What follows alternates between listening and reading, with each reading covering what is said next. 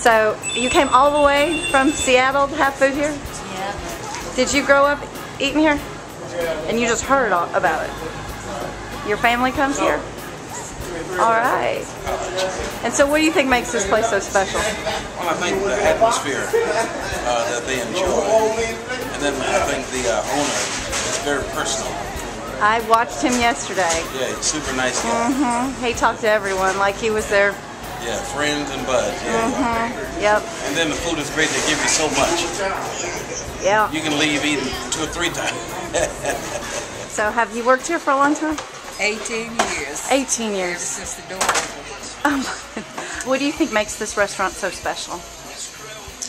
Well, it's down-home cooking. I think that's it. And the seasoning. It's well seasoned. Is there a particular, you think, mix that you'll use that makes it different, or? Yes, it's that. I don't want y'all to spill any secrets. Oh no, we're not gonna do that. What did you were telling me earlier? What you make? What? Yes, corn, black-eyed peas, pinto beans. On certain days, I do the okra, the candy yams, beef tips, and cabbage. Every little green that I had yesterday had flavor in it. Yes.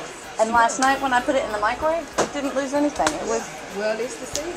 It was, and then I had cabbage too, which had bacon in it. So it was so good. And of course, I felt like I should get a heart attack after I ate the macaroni and cheese.